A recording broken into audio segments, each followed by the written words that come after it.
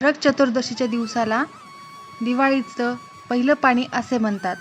नरक चतुर्दशीच्या दिवशी अभ्यंग स्नान करावे. अभ्यंग स्नान करण्यामागचे एक शास्त्रीय कारण आहे. तसेच नरक चतुर्दशीला ग्रामीण संस्कृतीत विशेष महत्त्व आहे. नमस्कार, मी मोनिका, तुमचे खूप खूप स्वागत आहे. नरक चतुर्दशीच्या दिवशी अभ्यंग स्नान केलं जातं. दिवाळीचे हे दिवस थंडीचे असतात. शरीराची त्वचा कोरडी होते. अशा वेळी या दिवशी अभ्यंग स्नान केल्यामुळे त्वचा मृदू होते, शरीराचे स्नायू बलवान होतात. त्यामुळे दिवाळीच्या दिवसात अभ्यंग स्नान करावे. या दिवशी अभ्यंग स्नानानंतर यमासाठी नरकात म्हणजेच आधुनिक परिभाषेत घरातील स्वच्छतागृहात दीपदान करण्याची प्रथा आहे. आपण या व्हिडिओमध्ये बघणार आहोत नरक चतुर्दशीचे थोडक्यात महत्त्व, त्याचबरोबर या दिवशी काय करावे व नरक चतुर्दशी दिवशी काय करू नये. चला तर संपूर्ण व्हिडिओ बघूया. खूप महत्त्वाची माहिती आहे, व्हिडिओ शेवटपर्यंत नक्की बघा. नरक चतुर्दशी का साजरी केली जाते याची एक कहाणी आहे. असुरांचा राजा नरकासूर हा नेपाळच्या दक्षिण प्रांतात राज्य करीत होता. एका युद्धात इंद्रावर विजय प्राप्त केल्यावर देवांची माता आदिती हिची सुंदर कर्णकुंडल त्याने हिसकावून घेतली. तसेच देव आणि संतांच्या 16,000 कन्यांना आपल्या अंतपुरात कैद करून ठेवले होते. आश्विन कृष्ण चतुर्दशीला नरकासुराचा वध करून श्रीकृष्णांनी या सर्व स्त्रियांची मुक्तता केली. आधी तिची मौल्यवान कर्णकुंडल परत मिळवली. त्या महिलांनी सुगंधी तेलाने मर्दन करून आणि स्नान करून स्वतःला शुचिर्भूत करून घेतले. म्हणून ही परंपरा वाईट प्रवृत्तीवर विजयाची प्रतीक आहे. या मुलींना समाजात प्रतिष्ठान प्राप्त करून देण्यासाठी भगवान कृष्णाने या 16,000 कन्येशी विवाह केला. त्यामुळे त्या 16,000 मुलींना समाजात प्रतिष्ठा प्राप्त झाली. भगवान श्रीकृष्णाने त्यांच्या उदरनिर्वाहाची सोय केली. या दिवशी शुभसंकल्पना करण्याची रीत आहे. अशी या मागची काही कथा आहेत. नरकासुराने मृत्यूपूर्वी श्रीकृष्णाकडे एक वर मागितला की या तिथीला पहाटे जो मंगल स्नान करेल त्याला नरकाडीची पीडा होऊ नये, म्हणून नरक चतुर्दशी दिवशी पहाटे अभ्यंग स्नान करावे. लोकांनी दुःख, अन्याय, वेदना, अज्ञान, अंधार यांच्यापासून मुक्तता मिळावी म्हणून हा दिवस दिवे लावून आनंदाने साजरा केला जातो. आपल्या सध्याच्या काळात अज्ञान, आळस, अंधश्रद्धा, भ्रष्टाचार, गुंडगिरी, अस्वच्छता इत्यादी नरकासूर आहेत. यांचा नायनाट करण्यासाठी पौराणिक काळात भगवान श्रीकृष्ण आले होते.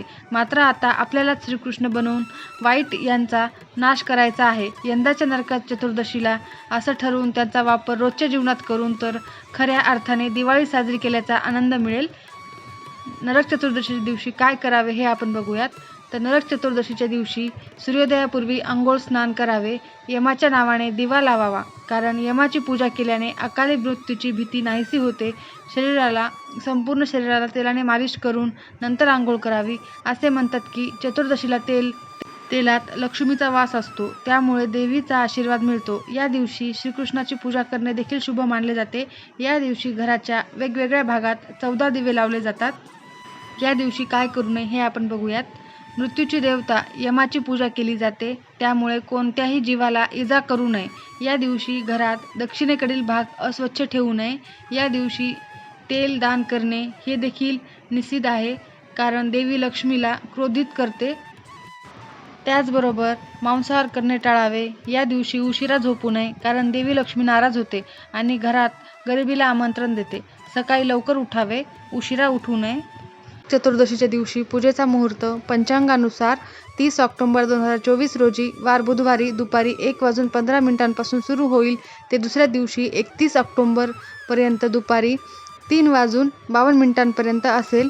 ती तिथी तेव्हा समाप्त होईल. तर उदय तिथीनुसार नरक चतुर्दशी 31 ऑक्टोबरला आहे. या दिवशी दिवाळीची पहिली आंघोळ असणार आहे. पहाटे उठणं, तेल लावून अभ्यंग स्नान केले जाते. पूजाविधी पाहूयात. या दिवशी तिळाच्या तेलाने किंवा सुगंधित तेलाने स्नान करावे.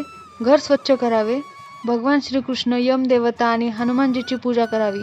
संध्याकाळी घराच्या प्रत्येक कोपऱ्यात तेलाचा दिवा लावावा. यमाच्या नावाने घराबाहेर दिवा लावावा. हनुमानजीची आणि श्रीकृष्णासाठी पूजा करावी. प्रसाद अर्पण करावा व ते लोकांमध्ये वाटावा. नरक चतुर्दशीला सूर्यास्तानंतर प्रदोष काळात यमाचा दिवा पेटवलेला पाहिजे. दिवा लावल्याने कुटुंबातील सदस्यांमध्ये मृत्यूचं भय राहत नाही.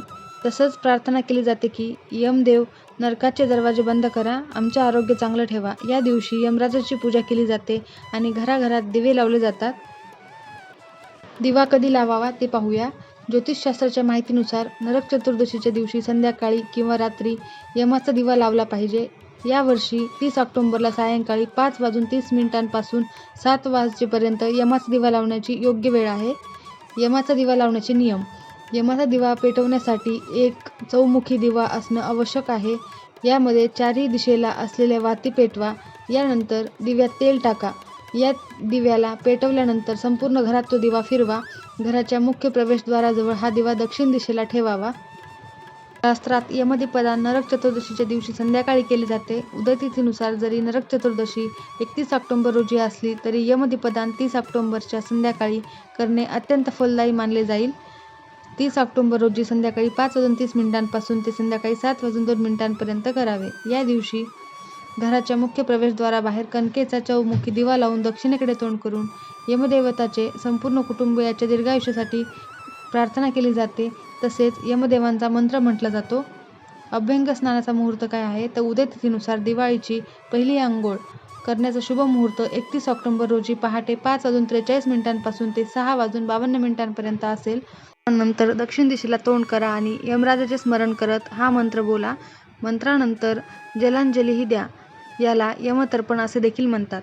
ओम यमाय नमः, ओम धर्मराजाय नमः, ओम मृत्युवे नमः, ओम अंतकाय नमः, ओम वैवस्वताय नमः, ओम कालाय नमः, ओम सर्वभूतक्षयाय नमः, ओम औदुंबराय नमः, ओम दग्ध्राय नमः, ओम नीलय नमः, परमेष्ठीने नमः, ओम वक्रोदराय नमः, ओम चित्राय नमः, ओम चित्रगुप्ताय नमः. यमतर्पण सर्वांनी करावे. नंतर देवतांची पूजा करून प्रदोष काळात यमराजासाठी प्रसन्नतेची दीपदान करावे. चतुर्दशी का साजरी करतात तर प्राचीन काळी बळी नावाचा एक राक्षसांचा राजा होता. तो स्वर्गावर अधिकार मिळवू इच्छित होता. जेव्हा देवांना ही गोष्ट कळाली तेव्हा ते भगवान विष्णूकडे गेले. भगवान विष्णू वामन अवतार घेऊन राजा बळीकडे गेले आणि 3 पावले जमीन दान करून मागितली. बळीने संकल्प करून दान देणे स्वीकारले. तेव्हा भगवान वामनने विशाल रूप धारण करून 3ही लोकांवर अधिकार मिळवला. बळीची दानवीरता पाहून भगवान वामनाने त्याला वरदान मागायला सांगितले. तेव्हा राजा बळीने भगवानांना सांगितले, तुम्ही कार्तिक कृष्ण त्रयोदशी ते अमावस्या काळात माझे संपूर्ण राज्य मोजले. जो व्यक्ती चतुर्दशीला यमराजाचे दीपदान करेल त्याला यमयातना होऊ नये हे वरदान मागितले. भगवान वामनाने बळीची प्रार्थना स्वीकारली. तेव्हापासून नरक चतुर्दशीला यमराजासाठी दीपदान करण्याची परंपरा चालत आलेली आहे. अशा प्रकारची एक कथा आहे. पौराणिक कथा वेगवेगळ्या आहेत. त्यानुसार नरक चतुर्दशी साजरी करणे सर्वश्रेष्ठ ठरते. नरक चतुर्दशीला करा हे काम. नरक चतुर्दशीच्या दिवशी सकाळी लवकर उठून आंघोळ करा. अभ्यंग स्नान करावे म्हणजेच तेलाने मालिश करून उटणं लावून स्नान करावे. नरक चतुर्दशीला यमाच्या नावाचा दिवा लावण्यासह त्यांची पूजा करणे शुभ मानले जाते. यामुळे अकाली मृत्यूची भीती दूर होते. या दिवशी अंगाला तेल मसाज करून आंघोळ करा. असे म्हटले जाते की चतुर्दशीच्या दिवशी तेलात लक्ष्मीचा निवास असतो. यामुळे देवीचा आशीर्वाद प्राप्त होतो. नरक चतुर्दशीला भगवान श्रीकृष्णाची पूजा करणे देखील शुभ मानले जाते. असे केल्याने सर्व इच्छा पूर्ण होतात. नरक चतुर्दशीला 14 दिवे लावून घरात वेगवेगळ्या ठिकाणी ठेवावे. हे देखील शुभ ठरेल. नरक चतुर्दशीच्या दिवशी काय करू नये हे आपण थोडक्यात बघूयात. नरक चतुर्दशीला यमराजाची पूजा केली जाते. यामुळे या दिवशी कोणत्याही पशुला नुकसान पोहोचवू नये. त्यानंतर दुसरा आहे, या दिवशी घराची दक्षिण दिशा अस्वच्छ ठेवू नये. नरक चतुर्दशीला तेलाचे दान करू नये. यामुळे लक्ष्मी नाराज होते. मांसाहार टाळावे. नरक चतुर्दशी दिवशी उशिरापर्यंत झोपू नये. दिवाळीच्या खूप खूप शुभेच्छा.